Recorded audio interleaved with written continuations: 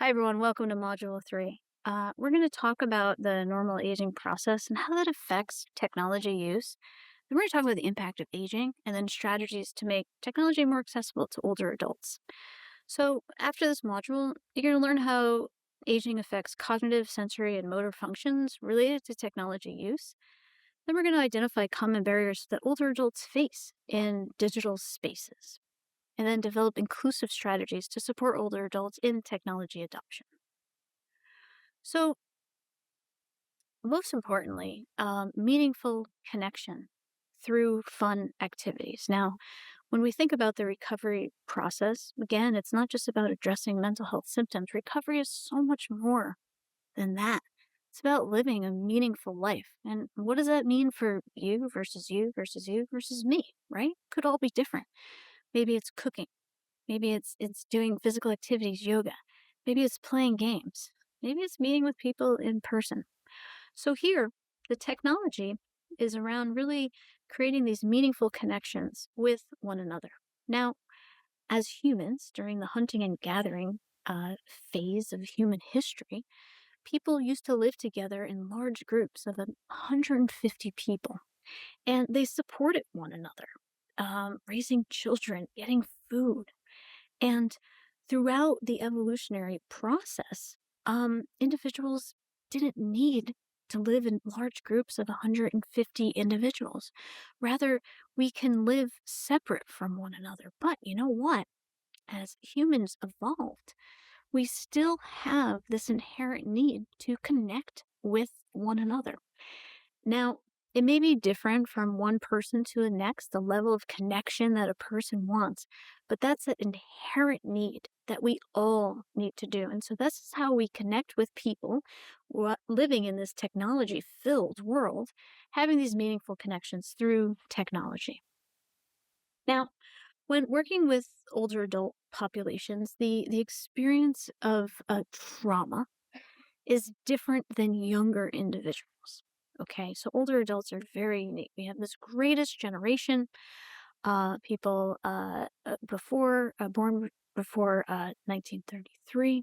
This is they all went off to World War II. Pick up yourselves by your bootstraps.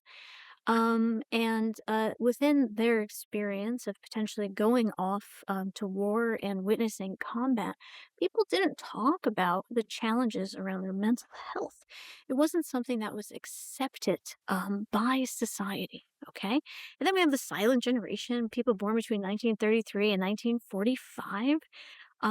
The silent generation, we actually don't hear much about this group. Okay. And then we have the boomers, okay? These individuals, they were living through the 60s along with Generation X, sort of in the early part. And so there was a lot of risk taking during this time, okay? There was a lot of drug use during this time as well. And so these are some interesting things that actually impact that population. And then we have millennials who have been using technology. They grew up with technology. And then we see Generation Z, everyone actually as a baby grew up with technology. So, and it wasn't talking about traumatic challenges that an individual has experienced. It wasn't something that like people talked about within the greatest generation, silent generation, and even the boomers as well. Um, so we need to, within these environments, um, create a welcoming digital space. And now, of course, we have trauma-informed care within, clinics, aging services, whatever it may be. But how do you do that in a digital environment? Okay. And so here, whatever type of technology it is, normalize the experience for the individuals. Yeah, you may feel digital fatigue, and it's normal. Maybe I feel that too, okay? There may be technology glitches. Oh my goodness. I was giving a presentation with an individual and we were talking to 300 people, okay? And there was like some senators on the call on the other end. And my colleague who was talking to these senators, something happened that their computer fell during this actual, talk, okay? And we just, normalize that experience. Those types of things happen and we laughed it off with 300 people, including some senators, okay? So creating that space for people to, yeah, it happens. Regular check-ins with folks. Hey, we've been talking over the phone for a while. Do you want to meet in person next week? Like, what works for you? No video shaming. I don't know if anyone has ever been on video conferencing or, on a phone or on a computer, and someone says, "Hey, can you turn your video on? I want to make sure I see you." Okay. Um, and what if it's a homebound older adult and they're laying in their bed and they want to talk to you that way? Having them turn on their video so they could see you, it may be embarrassing to them and they may not want to do it. Okay.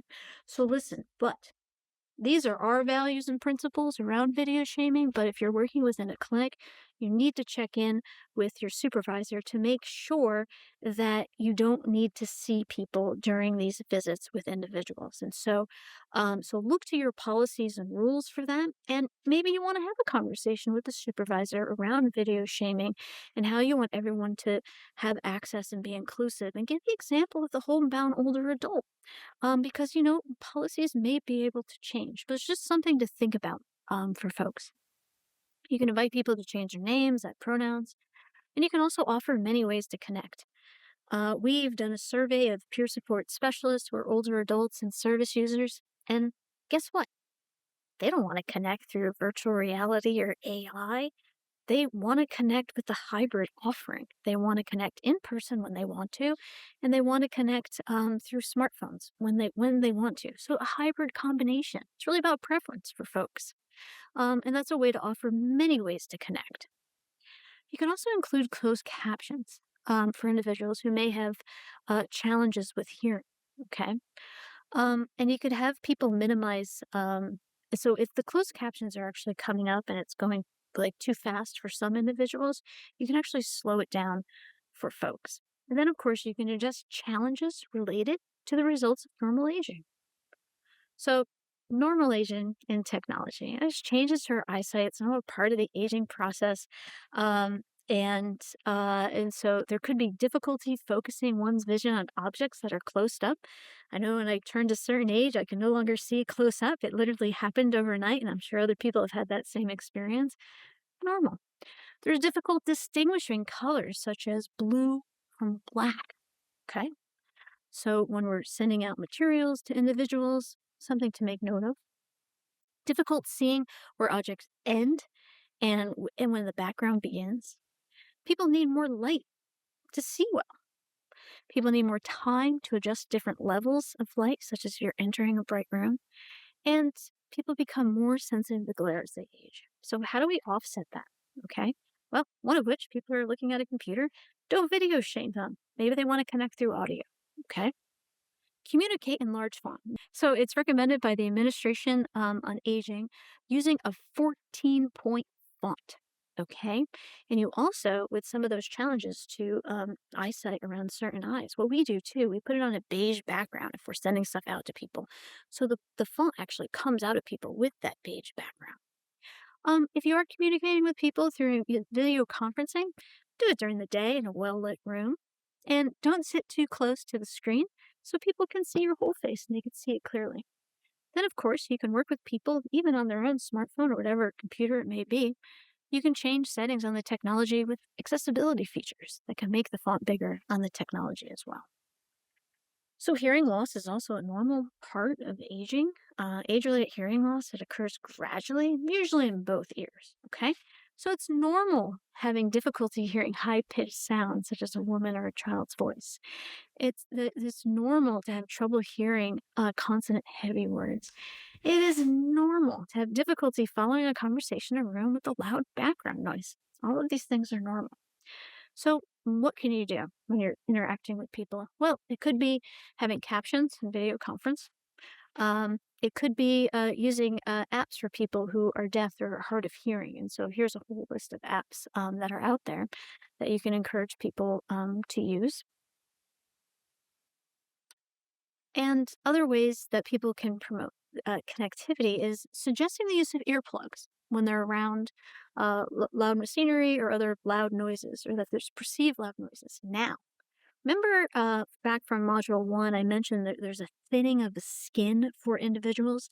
Now, earplugs, okay? So if you're putting those in all the time, it actually could cut your ear, all right? So you want to have older adults use different headphones for individuals, not the ones that you actually stick in your ear. And you can look for those for free or low cost through the Age Assisted Technology Act for individuals. You can include closed captioning in meetings and make it run through slower for folks. And don't forget, you can always conduct phone calls in locations that have low background noise for individuals. So, as people age, changes in mobility are also a very normal part of aging. So, as we age, our bones shrink in size and density, and so that makes us at risk. As people age, risk of fractures. Okay, there's also muscle loss, there's endurance loss, and there's loss of flexibility as well. And the spinal column becomes curved and flat. All of these things, normal part of aging. So if somebody wants to lay down during an interaction with one another using a technology, no video shaming. Then also taking breaks for individuals, maybe an hour conversation in person or through technology, it might be too much. Take a break with an individual. People are feeling better, they'll have a better way to connect with folks. Next, memory. Subtle changes to memory occur naturally as part of the aging process. The most important thing is realizing that memory change is this natural part of the process. Helps people with self acceptance and normalization. Now, ways to promote connectivity, end each meeting with a short summary of things that people talked about. Okay. And you can include a caregiver if informed consent is provided to share that short summary. Again, you can repeat questions and phrases, like how we know that reinforcement is important for this population. Focus on one topic at a time. Okay. Go over information or questions slowly. Pause between questions. And suggest the use of calendars to set the reminder. Now, it doesn't have to be a calendar on a phone.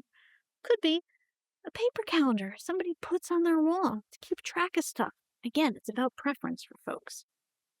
So, there was a study around preference and using the internet. And so, in a study that focused on technology frequency and preferences and differences by age, 68% of older adults said, yeah, I occasionally and frequently use the internet. But 91% of older adults actually use the internet, or younger adults use the internet. Okay, so compared, 91% of younger adults use the internet, and last 68% of older adults occasionally or frequently use the internet. Older adults use the internet for what reasons? Communication, right? Connecting with loved ones, community information and news, while younger adults actually use it for entertainment, news, and communication as well. And in a study in 2016 of adults ages 60 to 90 years old, they investigated, well, what are the effects of using a tablet and its result on impacting cognition and everyday functioning. And so, really interesting that older adults may prefer tablets to computers and other types of technology. And this is around portability and accessibility. So, if you're working with someone and they want to get a certain technology and use something like the Age Assistive Technology Act and their free platforms, a tablet may be the way to do it. Now, training preferences. So here, training needs and preferences around older adults is that people want training who are older related to many different technology items, but they want it task related training. And so it could be a task, just one thing. Because remember, people are like, what is most relevant to me right now?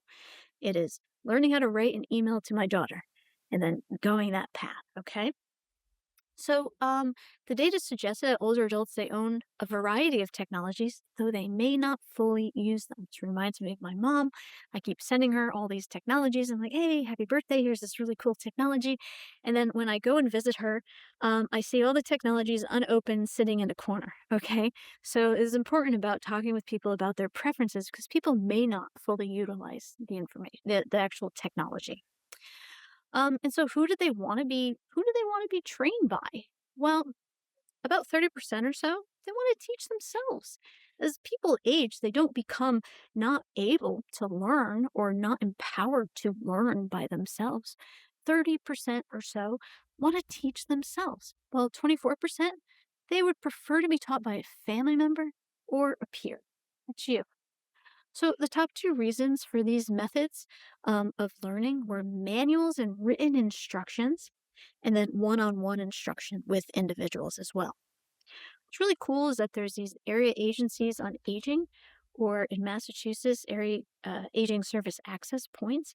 They actually offer free trainings for individuals one on one.